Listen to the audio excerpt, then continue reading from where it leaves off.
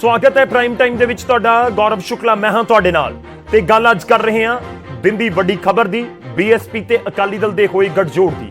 ਇਹ ਗੱਠਜੋੜ ਕੀ ਨਵੇਂ ਸਮੀਕਰਨ ਬਣਾ ਸਕਦਾ ਹੈ ਪੰਜਾਬ ਦੇ ਵਿੱਚ ਕਿ ਹੁਣ ਮਾਮਲਾ ਜਾਂ ਕਹੀਏ ਕਿ ਇਲੈਕਸ਼ਨ 2022 ਦੇ ਇਹ ਟ੍ਰਾਇੰਗਲ ਹੋ ਜਾਏਗਾ, ਤਿੰਨ ਧਿਰਾਂ ਹੋਣਗੀਆਂ ਜਾਂ ਕੋਈ ਨਵਾਂ ਫਰੰਟ ਵੀ ਬਣਦਾ ਹੈ। ਇਸ ਸਮੇਂ ਕਾਂਗਰਸ ਤੇ ਸ਼੍ਰੋਮਣੀ ਅਕਾਲੀ ਦਲ ਬੀਐਸਪੀ ਦਾ ਗੱਠਜੋੜ ਤੇ ਨਾਲ ਆਮ ਆਦਮੀ ਪਾਰਟੀ ਹੈ ਤੇ ਇੱਕ ਧਿਰ बीजेपी का भी है, ताकि ये चार धिरां हो चुकी ने या फिर एक होर नवा कोई फ्रंट होएगा या कोई होर नवे गठजोड़ दे नाल पंजाब दे विच कोई नवी सियासी धिर बन सकती है। इस सैगमेंट दे विच इस दे उत्ते भी गलबात होएगी। शुरुआत करते हैं, पहला तुहाडा तारुफ करवा दईए साडे नाल मेहमान जिहड़े जुड़े हुए ने। साडे नाल श्रोमणी अकाली दल दे सीनियर लीडर साबका मंत्री दलजीत चीमा जी जुड़े हुए ने। साडे नाल जयकिशन सिंह रोड़ी जी जुड़े हुए ने, विधायक ने, आम आदमी पार्टी दे सीनियर लीडर ने। साडे नाल रजिंदर भंडारी जी जुड़े हुए ने, बीजेपी नूं रिप्रेजेंट कर रहे ने, सीनियर लीडर ने। साडे नाल कुलदीप वैद जी जुड़ रहे ने जो कि कांग्रेस के सीनियर लीडर ने, विधायक ने। बहुत बहुत स्वागत है सारे मेहमानों का एक बार फिर तो। इस सैगमेंट की शुरुआत चीमा साहब तुहाडे तो करूंगा। देखो बहुत सारे सवाल उठ रहे ने, जदों अकाली दल का बीजेपी नाल गठजोड़ सी तां तुसीं बयान दिंदे सी, तुहाडे पार्टी के लीडर बयान दिंदे सी कि पंजाब की भाईचारक सांझ इस गठजोड़ की वजह के नाल बहाल है या गठजोड़ भाईचारक सांझ नूं बहाल रखण दे लई है। इस गठजोड़ का मकसद की ये प्योर पॉलिटिकल गठजोड़ है 2022 के इलैक्शन तो पहला, ये समझा जाए। विरोधी यही इल्जाम तुहाडे ते लगा रहे हैं चीमा साहब। नहीं देखो गल यह है कि इहदे विच अज भी मैनूं कहण दे विच कोई गरेज नहीं कि जिहड़ा भारतीय जनता पार्टी दा ते अकाली दल दा गठजोड़ सी ਉਹਦੇ ਨਾਲ ਪੰਜਾਬ ਦੇ ਵਿੱਚ ਭਾਈਚਾਰਕ ਸਾਂਝ, ਅਮਨ, ਸ਼ਾਂਤੀ, ਕਿਉਂਕਿ ਜਿਸ ਟਾਈਮ ਦੇ ਉੱਤੇ ਇਹ ਹੋਂਦ ਦੇ ਵਿੱਚ ਆਇਆ ਸੀ ਉਸ ਤੋਂ ਪਹਿਲਾਂ ਦੇ ਜੋ ਹਾਲਾਤ ਸੀ ਪੰਜਾਬ ਦੇ 10-15 ਸਾਲ ਦੇ, ਉਹ ਬਹੁਤ ਹੀ ਖਰਾਬ ਹੋ ਚੁੱਕੇ ਸੀ। ਉਹਨਾਂ ਦਿਨਾਂ ਦੇ ਵਿੱਚ ਆਪਸੀ ਰਿਸ਼ਤੇ ਜਿਹੜੇ ਸਾਡੇ ਪੰਜਾਬ ਦੇ ਲੋਕਾਂ ਦੇ ਉਹ ਆਪੋ ਦੇ ਵਿੱਚ ਬੜੀ ਕੁੜੱਤਣ ਭਰੇ ਹੋ ਗਏ ਸੀ। ਸਿੱਖਾਂ ਦਾ ਜਿਹੜਾ ਇਮੇਜ ਹੈ ਉਹ ਸਾਰੇ ਦੇਸ਼ ਦੇ ਵਿੱਚ ਇੱਕ ਵੱਖਵਾਦੀ ਦਾ, ਇੱਕ ਅੱਤਵਾਦੀ ਦਾ ਲਗਾਤਾਰ ਕਾਂਗਰਸ ਪਾਰਟੀ ਨੇ ਪ੍ਰਚਾਰ ਕਰਕੇ ਕਰ ਦਿੱਤਾ ਸੀ, ਕਿਉਂਕਿ 84 ਦੀਆਂ ਘਟਨਾਵਾਂ, ਦਰਬਾਰ ਸਾਹਿਬ ਦਾ ਹਮਲਾ, 84 ਦਾ ਕਤਲੇਆਮ, ਇਹ ਸਾਰਾ ਪੀਰੀਅਡ ਲੰਘ ਜਾਣ ਤੋਂ ਬਾਅਦ ਇਹ ਜਿਹੜਾ ਅਲਾਇੰਸ ਹੈ ਇਹ ਫਿਰ ਹੋਂਦ ਦੇ ਵਿੱਚ ਆਇਆ ਸੀ, ਜਿੰਨੇ ਪੰਜਾਬ ਨੂੰ ਮੁਕੰਮਲ ਅਮਨ, ਸ਼ਾਂਤੀ ਤੇ ਭਾਈਚਾਰਕ ਸਾਂਝ ਦੇ ਰਸਤੇ ਦੇ ਉੱਤੇ ਤੋਰਿਆ। ਇਸ ਕਰਕੇ ਇਹ ਉਸ ਪੱਖ ਤੋਂ ਇੱਕ ਬਹੁਤ ਇੰਪੋਰਟੈਂਟ ਅਲਾਇੰਸ ਹੈ। ਜਿੱਥੋਂ ਤੱਕ ਬਹੁਜਨ ਸਮਾਜ ਪਾਰਟੀ ਦਾ ਤੇ ਸ਼੍ਰੋਮਣੀ ਅਕਾਲੀ ਦਲ ਦਾ, ਕਿਉਂਕਿ ਸ਼੍ਰੋਮਣੀ ਅਕਾਲੀ ਦਲ ਜਿਹੜੀ ਹੈ ਗੁਰਦੁਆਰਾ ਸੁਧਾਰ ਲਹਿਰ ਦੇ ਵਿੱਚੋਂ ਨਿਕਲੀ ਹੋਈ ਪਾਰਟੀ ਹੈ, ਗੁਰੂ ਮਹਾਰਾਜ ਦੇ ਸਿਧਾਂਤਾਂ ਦੇ ਉੱਤੇ ਚੱਲਣ ਵਾਲੀ ਪਾਰਟੀ ਹੈ। ਇਸੇ ਤਰ੍ਹਾਂ ਹੀ ਜਦੋਂ ਜਿਹੜੀ ਹੈ ਕਾਂਸ਼ੀ ਰਾਮ ਜੀ ਨੇ ਪੰਜਾਬ ਦੀ ਧਰਤੀ ਤੋਂ ਜਿਹੜਾ ਦਲਿਤ ਵਰਗ ਵਾਸਤੇ, ਦੱਬੇ ਕੁਚਲੇ ਲੋਕਾਂ ਵਾਸਤੇ ਇਨਕਲਾਬ ਸ਼ੁਰੂ ਕੀਤਾ ਸੀ, ਤੇ ਉਹਨਾਂ ਨੇ ਵੀ ਆਧਾਰ ਜਿਹੜਾ ਗੁਰ ਇਤਿਹਾਸ ਨੂੰ, ਜਿਹੜੀ ਗੁਰੂਆਂ ਦੀ ਘਾਲਣਾ ਸੀ, ਜੋ ਗੁਰੂ ਗ੍ਰੰਥ ਸਾਹਿਬ ਦੇ ਵਿੱਚ ਸੰਦੇਸ਼ ਸੀ, ਉਹਨੂੰ ਲੈ ਕੇ ਸ਼ੁਰੂ ਕੀਤਾ ਸੀ। ਇਸ ਕਰਕੇ ਇਹ ਜਿਹੜੀ ਸਿੱਖੀ ਦੇ ਵਿਚਾਰਧਾਰਕ ਪੱਖ ਤੋਂ ਬੜੀ ਪੱਕੀ ਸਿਧਾਂਤਕ ਸਾਂਝ ਆ, ਜੋ ਸਾਨੂੰ ਸਿੱਖਿਆ ਦਿੱਤੀ ਗਈ ਗੁਰੂ ਸਾਹਿਬ ਨੇ ਮਾਨਵਵਾਦੀ ਸੋਚ ਦੀ, ਬਰਾਬਰਤਾ ਦੀ, ਇਹ ਉਸ ਪੱਖ ਤੋਂ ਬਹੁਤ ਜ਼ਿਆਦਾ ਇੰਪੋਰਟੈਂਟ ਸੀ। ਉਹ ਜਿਹੜੇ ਸਾਡੇ ਸਮਾਜਿਕ ਰਿਸ਼ਤੇ ਖਰਾਬ ਹੋਏ ਸੀ, ਤਣਾਅਪੂਰਨ ਮਾਹੌਲ ਸੀ ਪੰਜਾਬ ਦਾ, ਉਹ ਉਸ ਵਕਤ ਤੋਂ ਉਹਦੀ ਬਹੁਤ ਵੱਡੀ ਅਹਿਮੀਅਤ ਸੀ। ठीक है, मैं तुहाडे कोल वापस आऊंगा। तुसीं कह रहे हो कि दोवें अलग-अलग गठजोड़ ने, इस तरीके नाल ही देखिया जावे।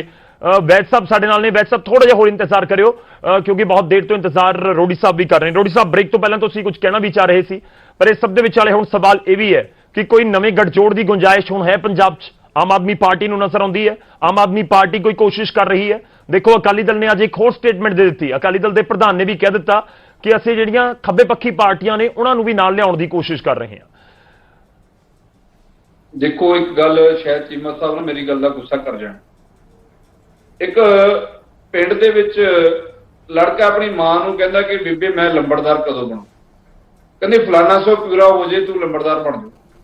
कहंदा जे वो पूरा ना होया, कहंदा फलाना से हो जाए फिर तू लंबड़दारी अप्लाई कर सकदा।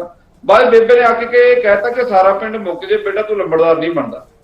तुसीं अज श्रोमणी अकाली दल दे उत्ते जो पंजाब दे विच हालात ने जी, जिन्ने पंजाब दे लोकां नूं नफरत हो चुकी इस पार्टी तो, अज ये पार्टी जो मर्जी कर ले सत्ता विच नहीं आ सकती। चीमा साहब पहला गल करदे सी कि असीं आटा दाल स्कीम दित्ती है, असीं शगन स्कीम दित्ती है, कि पंजाब दे दलितां दे उत्ते कोई एहसान कीता, कोई उन्हां नूं जिहड़ा भीख दित्ती है, उन्हां दा बनदा हक है।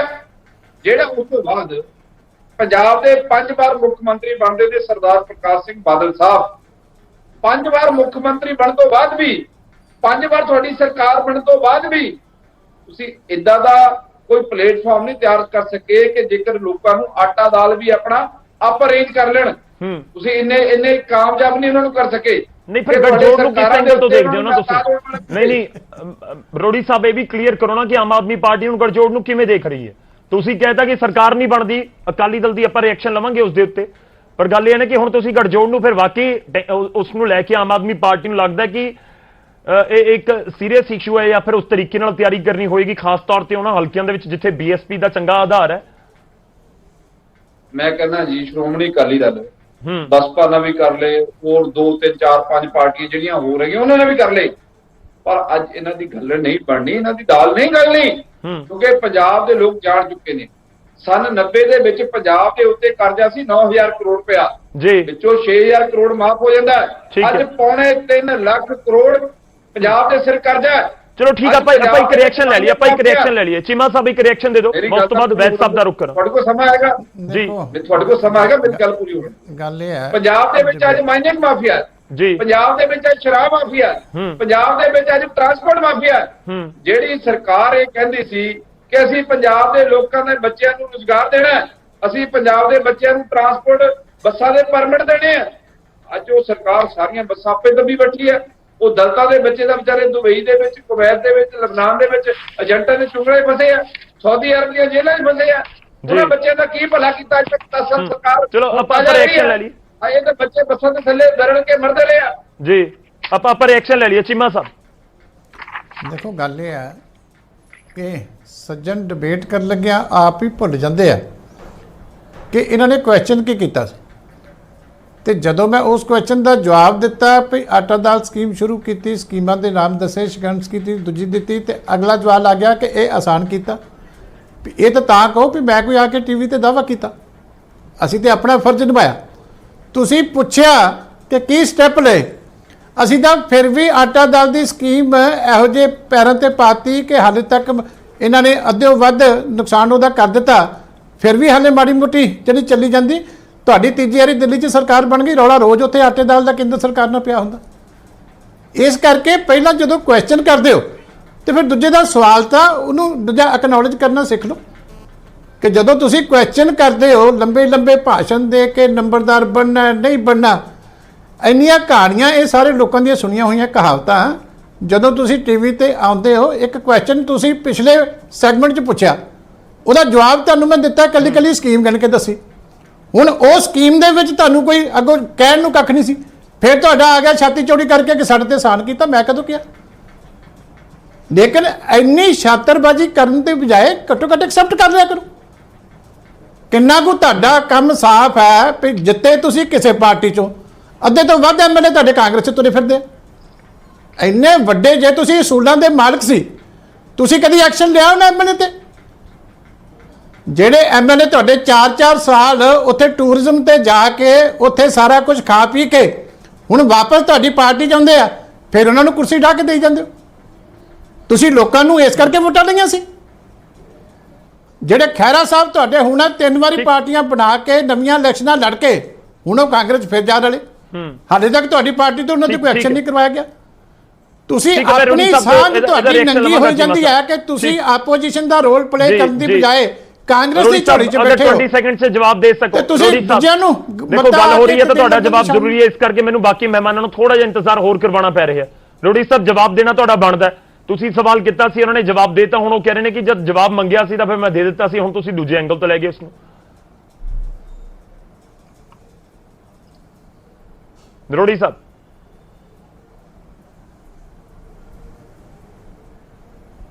ਚਲੋ ਲੱਗ ਰਿਹਾ ਕਿ ਹੁਣ ਤੱਕ ਮੇਰੀ ਆਵਾਜ਼ ਨਹੀਂ ਪਹੁੰਚ ਰਹੀ, ਮੈਂ ਦੁਬਾਰਾ ਕੋਸ਼ਿਸ਼ ਕਰਾਂਗਾ।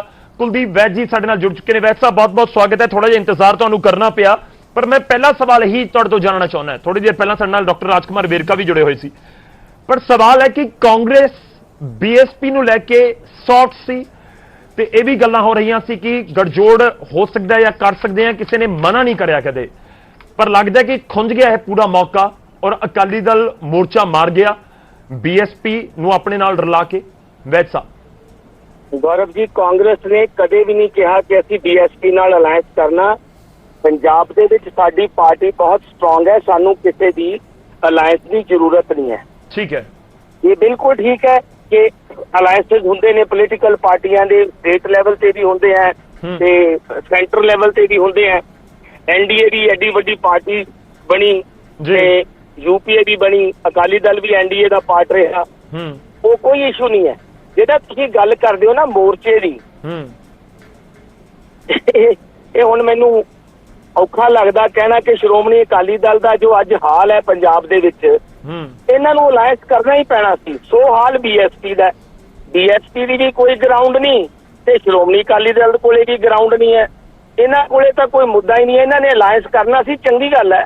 ਉਹ ਤਾਂ ਬਾਈ ਵਿੱਚ ਲੋਕ ਦੱਸ ਦੇਣਗੇ ਵੀ ਅਲਾਇੰਸ ਦਾ ਕੀ ਮਤਲਬ ਹੈ। ਠੀਕ ਹੈ। ਨਹੀਂ ਵੈਦ ਸਾਹਿਬ, ਇੱਕ ਹੋਰ ਸਵਾਲ ਹੈ। ਹੁਣ ਇਹ ਵੀ ਦੱਸ ਦਿਓ, ਤੁਸੀਂ ਖੁਦ ਹੀ ਜ਼ਿਕਰ ਕਰ ਦਿੱਤਾ ਕਿ ਤੁਹਾਨੂੰ ਲੱਗਦਾ ਕਿ ਮਜਬੂਰੀ 'ਚ ਹੋਇਆ ਅਲਾਇੰਸ? ਤੁਹਾਡੇ ਸ਼ਬਦਾਂ ਦਾ ਅਰਥ ਤਾਂ ਇਹੀ ਹੈ। ਫਿਰ ਮਜਬੂਰੀ ਕਿਸ ਦੀ ਸੀ, ਅਕਾਲੀ ਦਲ ਦੀ ਕਿ ਬੀਐਸਪੀ? ਜਿਹੜੀਆਂ ਕਮਜ਼ੋਰ ਪਾਰਟੀਆਂ ਹੁੰਦੀਆਂ ਹੈ ਉਹ ਅਲਾਇੰਸ ਕਰਦੀਆਂ ਨੇ ਜਿੱਥੇ ਜਿੱਥੇ ਵੀ ਹੁੰਦਾ ਹੈ, ਚਾਹੇ ਉਹ ਬਾਕੀ ਸਟੇਟਾਂ ਵਿੱਚ ਕਾਂਗਰਸ ਹੈ, ਚਾਹੇ ਉਹ ਬੀਜੇਪੀ ਹੈ, ਚਾਹੇ ਉਹ ਸ਼੍ਰੋਮਣੀ ਅਕਾਲੀ ਦਲ ਨੇ ਕਿਹੜਾ ਅਲਾਇੰਸ ਪਹਿਲਾਂ ਨਹੀਂ ਕੀਤੇ। ਬੀਜੇਪੀ ਨਾਲ ਵੀ ਇਹਨਾਂ ਦਾ ਅਲਾਇੰਸ ਸੀਗਾ। ਸ਼੍ਰੋਮਣੀ ਅਕਾਲੀ ਦਲ ਦੀ ਸਰਕਾਰ ਤਾਂ ਬਿਨਾਂ ਅਲਾਇੰਸ ਤੋਂ ਪੰਜਾਬ 'ਚ ਬਣਦੀ ਹੋਈ ਨਹੀਂ। ਸੋ ਇਹਨਾਂ ਦੀ ਅਲਾਇੰਸ ਕਰਨਾ ਮਜਬੂਰੀ ਸੀ, ਚੰਗੀ ਗੱਲ ਹੈ। ਤਾਂ ਚੁਣੌਤੀ ਹੋ ਗਈ ਕਿ ਜੇ ਅਲਾਇੰਸ ਬਣਾ ਬਣਦੀ ਨਹੀਂ, ਅਲਾਇੰਸ ਹੋ ਗਿਆ ਤਾਂ ਵੈਦ ਸਾਹਿਬ ਤੁਹਾਡੇ ਲਈ ਤਾਂ ਚੁਣੌਤੀ ਖੜੀ ਹੋ ਗਈ। ਸਾਡੇ ਲਈ ਕੋਈ ਸਰਕਾਰ ਨਾ ਬਣਾ ਲੈਣ। 22 ਦੇ ਵਿੱਚ ਮੈਂ ਤੁਹਾਨੂੰ ਇਟਸ ਰਿਟਨ ਔਨ ਵਾਲ, ਕਾਂਗਰਸ ਸਰਕਾਰ ਬਣਾਏਗੀ। ਠੀਕ ਹੈ, ਇਹਨਾਂ ਦੇ ਅਲਾਇੰਸ ਨੂੰ, ਕਿਉਂਕਿ ਜੋ ਸ਼੍ਰੋਮਣੀ ਅਕਾਲੀ ਦਲ ਦੀ ਅੱਜ ਸਥਿਤੀ ਹੈ ਪੋਲੀਟੀਕਲ ਪਾਰਟੀ ਦੀ, ਜੋ ਇਹਨਾਂ ਨੇ ਕਾਲੇ ਕਾਨੂੰਨਾਂ ਦੇ ਹੱਕ ਵਿੱਚ ਜੋ ਆਵਾਜ਼ ਉਠਾਉਂਦੇ ਰਹੇ ਨੇ, ਇਹ 5 ਜੂਨ ਤੋਂ ਲੈ ਕੇ 7-8 ਸਤੰਬਰ ਤੱਕ ਲੋਕਾਂ ਨੇ ਸ਼੍ਰੋਮਣੀ ਅਕਾਲੀ ਦਲ ਨੂੰ ਬਿਲਕੁਲ ਰਿਜੈਕਟ ਕੀਤਾ ਹੋਇਆ। ਇਹ ਤਾਂ ਬੀਐਸਪੀ ਨਾਲ ਆ ਕੇ ਕਿਤੇ ਨਾ ਕਿਤੇ ਬੀਐਸਪੀ ਦਾ ਆਧਾਰ ਹੈ, ਦਲਿਤ ਵੋਟ ਬੈਂਕ ਹੈ ਪੰਜਾਬ ਦੇ ਵਿੱਚ। ਮੈਂ ਦੱਸ ਦਿੰਦਾ ਜੀ ਗੌਰਵ ਜੀ, 1 ਮਿੰਟ ਦਿਓ। ਬੀਐਸਪੀ ਦੀ ਮਜਬੂਰੀ ਸੀ ਕਿਉਂਕਿ ਬੀਐਸਪੀ ਦਾ ਵੀ ਕੋਈ ਬੇਸ ਨਹੀਂ ਸੀ ਰਹਿ ਗਿਆ। ਸੋ ਇਹ ਦੋਨੇ ਪਾਰਟੀਆਂ ਜਿਨ੍ਹਾਂ ਦਾ ਕੋਈ ਆਧਾਰ ਨਹੀਂ ਰਹਿ ਗਿਆ, ਉਹਨਾਂ ਨੇ ਅਲਾਇੰਸ ਕੀਤਾ ਹੈ। 5-7 ਸੀਟਾਂ, 10 ਸੀਟਾਂ, 12 ਸੀਟਾਂ ਇਹਨਾਂ ਨੂੰ ਆ ਜਾਣਗੀਆਂ। ਇਹ ਤੁਹਾਨੂੰ 22 ਦੀ ਇਲੈਕਸ਼ਨ 'ਚ ਪਤਾ ਲੱਗ ਜਾਏਗਾ। ਠੀਕ ਹੈ, ਆਪਾਂ ਚੀਮਾ ਸਾਹਿਬ ਤੋਂ ਇੱਕ ਰਿਐਕਸ਼ਨ ਲੈ ਲਈਏ। ਚੀਮਾ ਸਾਹਿਬ, ਕਮਜ਼ੋਰ ਪਾਰਟੀਆਂ ਅਲਾਇੰਸ ਕਰਦੀਆਂ ਨੇ, ਕਾਂਗਰਸ ਕਹਿ ਰਹੀ ਹੈ। ਨਹੀਂ, ਮੇਰੇ ਖਿਆਲ ਸਾਡੇ ਸਾਥੀ ਵੈਦ ਸਾਹਿਬ ਨੂੰ ਪਤਾ ਹੀ ਨਹੀਂ ਕਿ ਇਹਨਾਂ ਦੀ ਪਾਰਟੀ ਨੇ ਨੈਸ਼ਨਲ ਲੈਵਲ ਦੇ ਉੱਤੇ ਤੇ ਵੱਖ-ਵੱਖ ਸਟੇਟਾਂ ਦੇ ਵਿੱਚ ਕਿਹਦੇ ਨਾਲ ਅਲਾਇੰਸ ਕੀਤੇ। ਜੇ ਉਹਨਾਂ ਨੂੰ ਇਸ ਗੱਲ ਦਾ ਪਤਾ ਹੁੰਦਾ ਕਿ ਕਿਹਦੇ ਨਾਲ ਉਹਨਾਂ ਨੇ ਅਲਾਇੰਸ ਕੀਤੇ ਆ ਤੇ ਸ਼ਾਇਦ ਉਹ ਕੋਈ ਕੁਐਸਚਨ ਨਾ ਕਰਦੇ। ਇਹ ਤਾਂ ਪੰਜਾਬ ਦੇ ਵਿੱਚ ਵੀ ਸੀਪੀਆਈ ਦੇ ਨਾਲ ਉਹਨਾਂ ਦਾ ਅਲਾਇੰਸ ਰਿਹਾ। ਐਗਜ਼ਾਮਪਲ ਦੇ ਚੁੱਕੇ ਹਾਂ। ਇਹ ਗੱਲ ਵੱਖਰੀ ਹੈ ਕਿ ਉਹਨਾਂ ਦੇ ਐਮਐਲ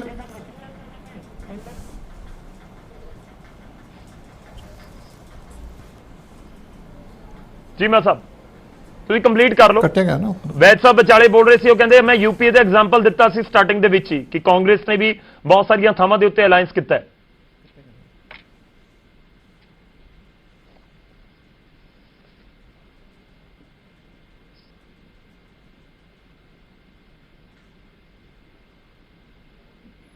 ਚੀਮਾ ਸਾਹਿਬ, ਮੇਰੀ ਆਵਾਜ਼ ਆ ਰਹੀ ਹੈ? ਚਲੋ ਮੈਂ ਦੁਬਾਰਾ ਕੋਸ਼ਿਸ਼ ਕਰਦਾ ਇੱਕ ਵਾਰੀ ਜੁੜ ਸਕਾਂ। ਵੈਦ ਸਾਹਿਬ ਸਾਡੇ ਨਾਲ ਜੁੜ ਰਹੇ ਹੋ। ਇਸ ਵਿਚਾਲੇ ਪ੍ਰੋਫੈਸਰ ਭੰਡਾਰੀ ਜੀ ਸਾਡੇ ਨਾਲ ਜੁੜੇ ਹੋਏ ਨੇ ਬੀਜੇਪੀ ਤੋਂ। ਭੰਡਾਰੀ ਸਾਹਿਬ ਕੁਝ ਕਹਿਣਾ ਚਾਹ ਰਹੇ ਨੇ। ਭੰਡਾਰੀ ਸਾਹਿਬ, ਮੈਂ ਸਵਾਲ ਲੈ ਕੇ ਆਵਾਂ ਪਰ ਜੋ ਤੁਸੀਂ ਕਹਿਣਾ ਚਾਹ ਰਹੇ ਹੋ ਪਹਿਲਾਂ ਗੱਲ ਉਸ ਦੀ। ਦੇਖੋ ਏਦਾਂ ਗੌਰਵ ਜੀ, ਜਿਹੜਾ ਇਤਿਹਾਸ ਹੈ ਨਾ ਪਿਛਲਾ, ਖਾਸ ਕਰ ਅਕਾਲੀ ਦਲ ਦਾ ਜੀ, ਬੀਐਸਪੀ ਨੂੰ ਲੈ ਕੇ,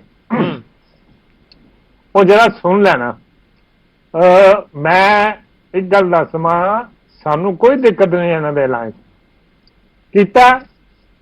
ਠੀਕ ਹੈ, ਸਾਰੀਆਂ ਪਾਰਟੀਆਂ ਕਰਦੀਆਂ, ਇਹਨਾਂ ਨੇ ਵੀ ਕਰ ਲਿਆ, ਠੀਕ ਹੈ। ਲੇਕਿਨ ਜਦ ਇਹੋ ਜਿਹੀ ਡਿਸਕਸ਼ਨ 'ਚ ਬੈਠੇ ਹੋ, ਜਦ ਪੋਸਟਮਾਰਟਮ ਕਰਦੇ ਹੋ ਤੁਸੀਂ ਸਾਰੀ ਚੀਜ਼ਾਂ ਨੂੰ, ਫਿਰ ਤਾਂ ਚੀਜ਼ਾਂ ਫੈਕਟ ਸਾਹਮਣੇ ਲਿਆਵਾਂਗੇ। ਪਹਿਲਾਂ ਜਦ ਕਾਂਸ਼ੀ ਰਾਮ ਜੀ ਵੇਲੇ 1996 ਵਾਲੀ ਗੱਲ ਕਰਦੇ ਆ, ਉਹਨਾਂ ਨਾਲ ਅਲਾਇੰਸ ਕੀਤਾ ਸੀ, ਉਸ ਵੇਲੇ ਇਹਨਾਂ ਨੇ ਬੀਐਸਪੀ ਤੋੜਤੀ ਸੀ ਜੀ। ਉਹ ਬਹੁਜਨ ਸਮਾਜ ਮੋਰਚਾ ਬਣਾ ਦਿੱਤਾ ਸੀ, ਉਹਦੇ ਨਾਲ ਅਲਾਇੰਸ ਕਰ ਲਿਆ। ਇੱਕ ਉਹਨਾਂ ਦਾ ਬੰਦਾ ਲੈ ਕੇ, ਜਿਹੜਾ ਫਲੋਰ ਤੋਂ ਐਮਪੀ ਸੀ, ਉਹਨੂੰ ਬਹੁਜਨ ਸਮਾਜ ਮੋਰਚਾ ਦੀ ਟਿਕਟ ਦੇ ਕੇ ਇੱਕ ਵਾਰੀ ਉਹ ਜਿੱਤ ਗਿਆ, ਅਗਲੀ ਵਾਰੀ ਉਹ ਹਾਰ ਗਏ। ਠੀਕ ਹੈ, ਅਕਾਲੀ ਦਲ ਨੇ ਬੀਐਸਪੀ ਨਾਲ ਕੀਤਾ। ਅੱਗੇ ਚੱਲੋ, ਬੀਐਸਪੀ 'ਚ ਜਿਹੜੇ ਵੀ ਸਿਰਕੱਢ ਆਗੂ ਹੋਏ, ਮੈਂ ਸ਼ਰੇਆਮ ਉਹਨਾਂ ਦੇ ਨਾਂ ਲੈ ਸਕਦਾ। ਬਾਕੀ ਤੁਸੀਂ ਵੀ ਮੰਨੋਗੇ, ਟਿੰਕੂ ਹੋਣੇ ਇਹ ਸਿਰਕੱਢ ਆਗੂ ਸੀ ਬੀਐਸਪੀ ਦੇ। ਟੀਨੂ ਜੀ, ਅਵਨਾਸ਼ ਦਾ ਜ਼ਿਕਰ ਕਰ। ਟਿੰਕੂ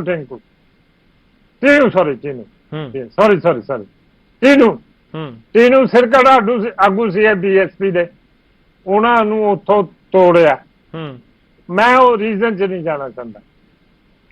अविनाश सी, अविनाश ने उत्थों तोड़िया बीएसपी तो, ऐसा कई होर नहीं भंडारी साहब, ਇਹ ਤਾਂ ਸਭ ਦਾ ਹੀ ਉਹ ਹੁੰਦਾ ਨਾ ਇੱਕ ਤਰੀਕੇ ਨਾਲ ਕਹੀਏ ਕਿ ਇਤਿਹਾਸ ਹੈ ਹਰ ਸਿਆਸੀ ਪਾਰਟੀ ਦਾ।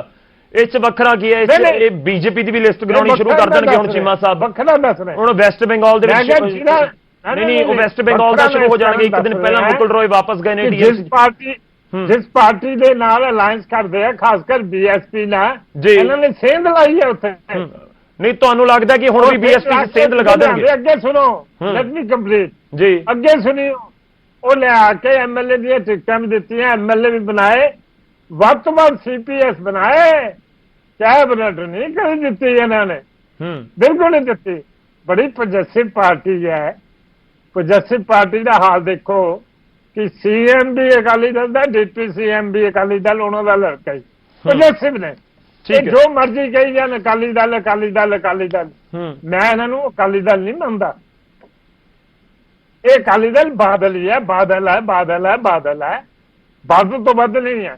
ਜੋ ਕਦ ਪ੍ਰਕਾਸ਼ ਸਿੰਘ ਬਾਦਲ ਹੋਣਾ ਦਾ ਸੀਗਾ ਜਾਂ ਹੈਗਾ, ਉਸ ਤੋਂ ਬਾਅਦ ਬਾਦਲ ਪਰਿਵਾਰ ਦੇ ਵਿੱਚ ਕਿਸੇ ਦਾ ਕੱਦ ਕੁਦ ਹੈ ਨਹੀਂ। ਜੋ ਉਹਨਾਂ ਦੀ ਸੋਚ ਸੀ ਉਹ ਸੋਚ ਸੀ। ਹੁਣ ਤਾਂ ਛੋਟੇ ਬਾਦਲ ਸਾਹਿਬ ਯਾਨੀ ਇਹ ਅਪਰਚੂਨਿਸਟ ਅਲਾਇੰਸ ਕਰਨ ਦੇ ਚੱਕਰਾਂ 'ਚ ਫਿਰਦੇ ਹੁੰਦੇ ਨੇ। ਇਹਦੀ ਇੱਕ ਅਪਰਚੂਨਿਸਟ ਅਲਾਇੰਸ ਹੈ, ਪਰ ਸਾਨੂੰ ਕੋਈ ਦਿੱਕਤ ਨਹੀਂ। ਚਲੋ ਠੀਕ ਹੈ, ਮੈਂ ਤੁਹਾਡੇ ਤੋਂ ਵਾਪਸ ਆਉਂਗਾ। ਤੁਸੀਂ ਬਹੁਤ ਇੰਪੋਰਟੈਂਟ ਪੁਆਇੰਟ ਚੁੱਕਿਆ। ਮੈਂ ਚੀਮਾ ਸਾਹਿਬ ਦਾ ਰਿਐਕਸ਼ਨ ਲੈਣਾ, ਪਰ ਉਸ ਤੋਂ ਪਹਿਲਾਂ ਰੋੜੀ ਸਾਹਿਬ ਕਨੈਕਸ਼ਨ ਇੱਕ ਵਾਰੀ ਕੱਟ ਗਿਆ ਸੀਗਾ।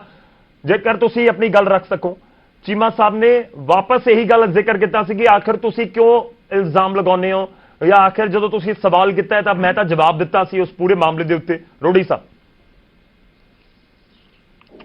ਗੱਲ ਨਹੀਂ, ਮੈਂ ਕਿਸੇ ਦੇ ਇਲਜ਼ਾਮ ਨਹੀਂ ਲਗਾਉਂਦਾ। ਮੈਂ ਤਾਂ ਸਿਰਫ ਜੋ 10 ਸਾਲ ਦੀ ਸਰਕਾਰ ਦੇ ਵਿੱਚ ਦਲਿਤਾਂ ਦੇ ਨਾਲ ਵਧੀਕੀਆਂ ਹੋਈਆਂ ਨੇ, ਜੋ ਦਲਿਤਾਂ ਦੇ ਨਾਲ ਅਤਿਆਚਾਰ ਹੋਇਆ ਹੈ, ਮੈਂ ਤਾਂ ਸਿਰਫ ਉਹਦਾ ਜ਼ਿਕਰ ਕੀਤਾ ਹੈ। ਉਹ ਭਾਵੇਂ ਭੀਮ ਟਾਂਕ ਹੋਵੇ, ਭਾਵੇਂ ਦਲਿਤਾਂ ਦੇ ਬੱਚਿਆਂ ਦੇ ਜਿਹੜੇ ਵਜ਼ੀਫਿਆਂ ਦੀ ਗੱਲ ਹੋਵੇ, ਭਾਵੇਂ ਦਲਿਤਾਂ ਦੇ ਜਿਹੜੇ ਹੋਰ ਮੁੱਦੇ ਨੇ ਜਿਨ੍ਹਾਂ ਦੇ ਕਾਰਨ ਅੱਜ ਵੀ ਸੰਘਰਸ਼ ਕਰ ਰਹੇ ਆ। ਦਲਿਤਾਂ ਦਾ ਸਭ ਤੋਂ ਵੱਡਾ ਮੁੱਦਾ ਮਾਲਵੇ ਦੇ ਵਿੱਚ ਜਿਹੜੀਆਂ ਜ਼ਮੀਨਾਂ ਨੇ, ਦਲਿਤਾਂ ਨੂੰ ਅੱਜ ਵੀ ਉਹਨਾਂ ਦੇ ਉੱਤੇ ਉਹਨਾਂ ਦੇ ਹੱਕ ਦੀਆਂ ਜ਼ਮੀਨਾਂ ਅੱਜ ਤੱਕ ਨਹੀਂ ਮਿਲੀਆਂ। ਅੱਜ ਤੱਕ ਵੀ ਜ਼ਮੀਨ ਬਚਾਓ ਸੰਘਰਸ਼ ਕਮੇਟੀਆਂ ਬਣੀਆਂ ਹੋਈਆਂ ਨੇ। ਅੱਜ ਤੱਕ ਇਹ 10 ਸਾਲ ਸਰਕਾਰ 'ਚ ਰਹੇ ਨੇ, ਹੁਣ ਤਾਜ਼ੇ 5 ਵਾਰ ਸਰਕਾਰ ਬਣਾ ਚੁੱਕੇ ਨੇ। ਜੋ ਦਲਿਤਾਂ ਦੀਆਂ ਮੁੱਖ ਮੰਗਾਂ ਨੇ ਉਹਨਾਂ ਦੇ ਉੱਤੇ ਕੀ ਕੀਤਾ, ਅੱਜ ਇਹ ਨਾ ਦੱਸਣ ਕਿ ਅਸੀਂ ਆਟਾ ਦਾਲ ਦੇ ਦਿੱਤਾ, ਅਸੀਂ ਸਗਨ ਸਕੀਮ ਦਿੱਤੀ। ਮੇਨ ਜਿਹੜੇ ਹੱਕ ਸੀਗੇ, ਜਿਹੜੇ ਬਾਬਾ ਸਾਹਿਬ ਅੰਬੇਦਕਰ ਜੀ ਨੇ ਦਲਿਤਾਂ ਨੂੰ ਰਿਜ਼ਰਵੇਸ਼ਨ ਦਿੱਤੀ ਸੀ ਕਿ ਬਰਾਬਰਤਾ ਦੇ ਲੈ ਕੇ ਆਣੇ ਆ, ਕਿ 5 ਸਾਲ ਇਹਨਾਂ ਨੇ 5 ਵਾਰ ਮੁੱਖ ਮੰਤਰੀ ਬਣੇ ਨੇ। ਉਹ ਕਿਹੜਾ ਦਲਿਤ ਪਰਿਵਾਰ ਹੈ, ਦਲਿਤ ਦਾ ਕਿਹੜਾ ਬੱਚਾ ਹੈ ਜਿਹਨੂੰ ਇਹਨਾਂ ਨੇ ਪੰਜਾਬ ਦਾ ਹਾਣੀ ਬਣਾਤਾ, ਜਿਨ੍ਹਾਂ ਨੂੰ ਇਹਨਾਂ ਨੇ ਮੌਕੇ ਦੇ ਹਾਣੀ ਬਣਾਤਾ ਕਿ ਹਾਂ ਆ ਤੁਹਾਨੂੰ ਅੱਜ ਹਾਣੀ ਬਣਾਤਾ ਕਿ ਤੁਸੀਂ ਆਪਣੇ ਬੱਚੇ ਨੂੰ ਅੱਜ ਜਿਹੜਾ ਹੈ ਭਾਵੇਂ ਡਾਕਟਰ ਬਣਾ ਲਓ, ਆਪਣੇ ਬੱਚੇ ਨੂੰ ਭਾਵੇਂ ਕਿਸੇ ਰੁਜ਼ਗਾਰ ਤੇ ਲਾ ਲਓ। ਦਲਿਤਾਂ ਤਾਂ ਫਿਰ ਦਿਹਾੜੀ ਕਰ ਰਹੇ ਨੇ, ਅੱਜ ਫਿਰ ਉਹੀ ਮਜ਼ਦੂਰੀ ਕਰ ਰਹੇ ਨੇ। ਮਜ਼ਦੂਰ ਦੇ ਬੱਚੇ ਨੂੰ ਕਿਹੜੇ ਨੂੰ ਇਹਨਾਂ ਨੇ ਚੁੱਕ ਕੇ ਜਿਹੜਾ ਆ ਵੱਡੇ ਉਸ ਕਾਬਲ ਬਣਾਤਾ ਕਿ ਉਹ ਆਪਣੇ ਪੈਰਾਂ ਤੇ ਖੜਾ ਹੋ ਕੇ ਅੱਜ ਸਰਕਾਰਾਂ ਦੇ ਮੂਹਰੇ ਹੱਥ ਨਾ ਅੱਡੇ। ਉਹ ਇਹਨਾਂ ਨੇ ਕੀ ਕੀਤਾ, ਅੱਜ ਇਸ ਗੱਲ ਦੀ ਮੰਗ। ਠੀਕ ਹੈ, ਮੈਂ ਵੈਦ ਸਾਹਿਬ ਦਾ ਇੱਕ ਰਿਐਕਸ਼ਨ ਲੈਣਾ। ਵੈਦ ਸਾਹਿਬ, ਤੁਸੀਂ ਕਹਿ ਰਹੇ ਹੋ ਕਿ ਅਸੀਂ ਤਾਂ ਕਦੇ ਅਲਾਇੰਸ ਬਾਰੇ ਨਹੀਂ ਸੋਚਿਆ। ਹਾਲਾਂਕਿ ਮੈਂ ਆਪਣੇ ਸਵਾਲ ਦੇ ਵਿੱਚ ਹੀ ਜ਼ਿਕਰ ਕੀਤਾ ਸੀ ਕਿ ਚਾਹੇ ਤੁਸੀਂ ਅਲਾਇੰਸ ਦਾ ਜ਼ਿਕਰ ਨਾ ਕੀਤਾ ਹੋਵੇ, ਪਰ ਕਦੀ ਡਿਨਾਈ ਵੀ ਨਹੀਂ ਕੀਤਾ ਕਿ ਨਹੀਂ ਕਰਨਾ ਅਲਾਇੰਸ, ਅਸੀਂ ਕਿਸੇ ਨਾਲ ਬੀਐਸਪੀ ਨਾਲ ਅਲਾਇੰਸ ਨਹੀਂ ਕਰਾਂਗੇ। ਖੈਰ ਹੁਣ ਹੋ ਚੁੱਕਿਆ, ਆਪਾਂ ਅਗਲੇ ਪੁਆਇੰਟ ਤੇ ਵਧੀਏ। ਵੈਦ ਸਾਹਿਬ, ਮੇਰਾ ਸਵਾਲ ਇਹ ਹੈ, ਸਵਾਲ ਸੁਣ ਲਓ, ਤੁਸੀਂ ਆਪਣੀ ਗੱਲ ਵੀ ਰੱਖ ਦਿਓ। गौरव जी जी वैद साहब एक छोटी कदे भी इस चीज ਨੂੰ ਡਿਨਾਈ नहीं ਕੀਤਾ ਕਿ ਅਲਾयंस नहीं हो सकता। मैं भी वही किया ਸੀ ਸਰ। मैं यूपीए ਦੀ ਗੱਲ ਕੀਤੀ ਸੀ, एनडीए ਦੀ ਗੱਲ ਕੀਤੀ ਸੀ ਜੀ। मैं ਇਹ ਗੱਲ ਕਹਿ ਰਿਹਾ ਸੀ ਕਿ ਕਾਂਗਰਸ ਇੰਨੀ ਸਟਰੋਂਗ ਹੈ ਪੰਜਾਬ ਦੇ ਵਿੱਚ ਕਿ ਸਾਨੂੰ ਅੱਜ ਦੀ ਡੇਟ 'ਚ ਅਲਾयंस ਦੀ ਜ਼ਰੂਰਤ नहीं है।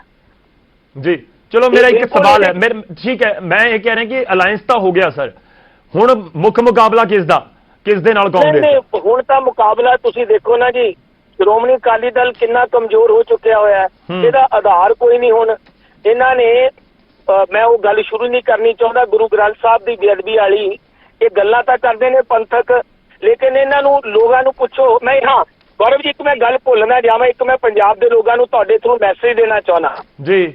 ਸਰਦਾਰ ਜਗਤਾਰ ਸਿੰਘ ਨੇ, ਚੀਮਾ ਸਾਹਿਬ ਵੀ ਨਾਲ ਜੁੜੇ ਹੋਏ ਨੇ, ਸਰਦਾਰ ਜਗਤਾਰ ਸਿੰਘ ਇੰਡੀਅਨ ਐਕਸਪ੍ਰੈਸ ਦੇ ਬਹੁਤ ਲੰਬੇ ਸਮੇਂ ਰਿਪੋਰਟਰ ਰਹੇ ਨੇ। ਉਹਨਾਂ ਨੇ 2 ਕਿਤਾਬਾਂ ਲਿਖੀਆਂ ਨੇ, ਖਾਲਿਸਤਾਨ ਸਟਰਗਲ ਨॉन मूवमेंट, ਇੱਕ ਲਿਖੀ ਹੈ ਉਹਨਾਂ ਨੇ ਆਪਣਾ ਰਿਵਰਸ ਔਨ ਫਾਇਰ, ਤੇ ਉਹਨਾਂ ਦੀ ਹੁਣ YouTube ਦੇ ਉੱਤੇ ਪ੍ਰੋ ਪੰਜਾਬ ਵਾਲਿਆਂ ਨੇ ਇੱਕ ਇੰਟਰਵਿਊ ਕੀਤੀ ਸੀ ਯਾਦਵਿੰਦਰ ਨੇ, ਉਹ ਸੁਣਨ ਵਾਲੀ ਹੈ।